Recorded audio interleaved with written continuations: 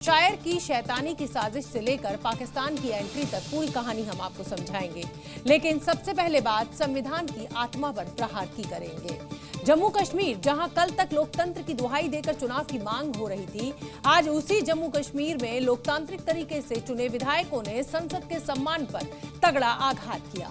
वक्फ संशोधन के विरोध के नाम पर बिल की कॉपियां फाड़ी गई, जो राष्ट्र के विधि सम्मत विवेक पर की गई एक वैचारिक हिंसा नहीं है, बल्कि उस संवैधानिक चेतना पर सीधा प्रहार है जिसकी नींव पर लोकतंत्र खड़ा है। इतना ही नहीं, लोकतंत्र की दुहाई देने वाले विधानसभा में नाराए तकबीर जैसे नारे लगाते हुए लोग सुनाई दिए, यानी चित्त भी मेरी और पट्ट भी मेरी।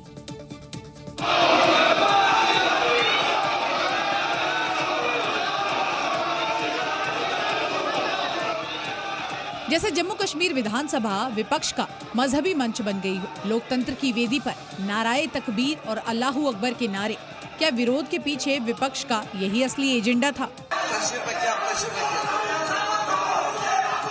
संसद ने जिस बिल को पास किया, उसकी प्रतियां विधानसभा में टुकड़े टुकड़े कर दी गई। अभिव्यक्ति के नाम पर ऐसा लोकतंत्र के आंगन में तांडव हुआ कि गूंज दिल्ली तक सुनाई दी। इसको प्रॉपर्टी एसेट बनाना, इसको प्रॉपर्टी के प्रिज्म से देखना, I think it's unfortunate, it's an issue of faith and it should be respected in that context. जैसे ही बिल की कॉपियां फाड़ी गई, विधानसभा में बवाल मच गया। सिलसिलेवार तरीके से देखिए तो समझ आएगा विरोध के नाम पर विधानसभा में क्या कुछ हुआ। पहले विपक्ष का हंगामा, फिर सदन स्थगन पर बीजेपी वर्सेस नेशनल कॉन्फ्रेंस, जैसे पूरी विधानसभा किसी जंग के अखाड़े में बदल गई हो। कि ये constitution, democracy, rule of law उसका उल्लंघन है। डेमोक्रेसी में सिर्फ नंबर्स मैटर नहीं करते, हमें तो विश्वास में लेना था ना, हमारी भावनाओं की तो कदर करनी थी ना। संविधान और लोकतंत्र की दुहाई देते ये कांग्रेस के नेता भूल गए कि जब किसी विधेयक की प्रति को फाड़ा जाता है तो वो केवल कागज नहीं फटता, बल्कि उस प्रक्रिया का अपमान होता है जो बहस, मंथन और मतदान की पवित्र अग्नि से गुजरी होती है। लेकिन सवाल वही, विरोध के नाम पर लोकतांत्रिक प्रक्रिया की अग्नि परीक्षा में पास किए हुए बिल को फाड़ना कैसा विरोध है? क्योंकि इसे फाड़ना उस सामाजिक अनुबंध को तार तार करना है जो हमें भारत के लोग कहने का साहस देता है। वक्फ पर सिर्फ मुसलमान खेमे से ही बयानबाजी नहीं हो रही है, इधर भी हिंदू खेमा जो है वो भी इधर उधर के बयान दे रहा है। इधर तो वक्फ पर पाकिस्तान की एंट्री तक करा दी गई है। कथावाचक देवकीनंदन ठाकुर ने वक्फ की जमीनों पर सवाल खड़े करते हुए भारत में पाकिस्तान होने की बात तक कह डाली। जितना पाकिस्तान के पास लैंड है उतना वक्फ बोर्ड के पास लैंड है। सुना अपने गुरु ज्ञान, वक्फ पर पाकिस्तान की एंट्री क्यों और कैसे हुई? सनातन बोर्ड का झंडा उठाने वाले देवकीनंदन ने जब वक्फ संशोधन विरोधियों को निशाने पर लिया तो बात विपक्ष पर नहीं खत्म हुई, बल्कि बिल के विरोध में पड़े वोटों के बहाने भारत के पाकिस्तान बांग्लादेश बन जाने की चिंता भी जाहिर की। जिससे हमारा देश न जाने किस दिन पाकिस्तान बन जाए और किस दिन बांग्लादेश बन जाए, इसका जिम्मेदार कौन होगा? आप और हम सभी। देवकीनंदन यही नहीं रुके, दावा किया कि जितना बड़ा पाकिस्तान है, वक्फ के पास भारत में उतनी जमीनें हैं। जितना पाकिस्तान के पास लैंड है उतना वक्फ बोर्ड के पास लैंड है,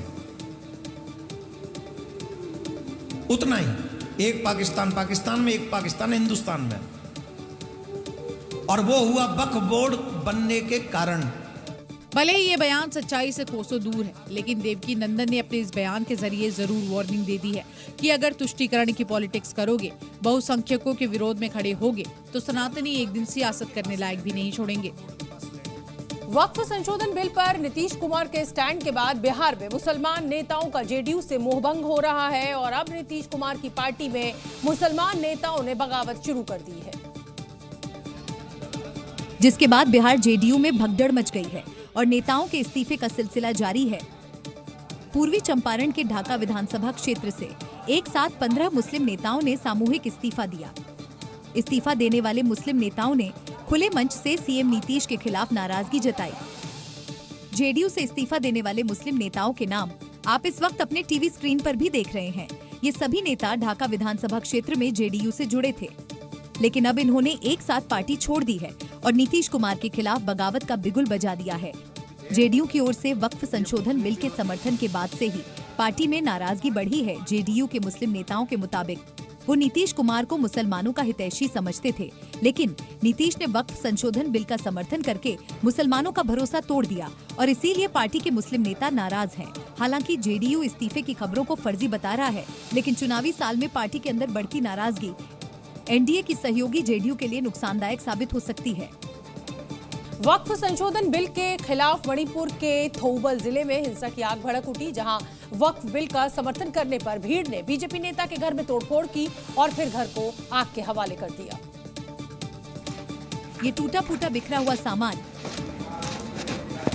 और आग की लपटों में घिरा ये मकान मंजर थौबल जिले के लिलांग विधानसभा क्षेत्र का है, जहां रविवार रात भीड़ ने बीजेपी अल्पसंख्यक मोर्चा के अध्यक्ष मोहम्मद असगर अली के घर पर हमला कर दिया। गुस्साई भीड़ ने पहले तो बीजेपी नेता के घर में तोड़फोड़ की और फिर घर को आग के हवाले कर दिया। ये घटना असगर अली के एक सोशल मीडिया पोस्ट के बाद हुई, जिसमें उन्होंने वक्फ संशोधन बिल का समर्थन किया था, जिसके बाद गुस्साई भीड़ उनके घर के बाहर पहुंच गई। भीड़ ने पहले तोड़फोड़ की और बाद में घर को आग लगा दी। इस घटना के बाद अली ने सोशल मीडिया पर एक वीडियो पोस्ट किया, जिसमें उन्होंने अपने पिछले बयान के लिए माफी मांगी और वक्फ कानून पर विरोध भी जताया।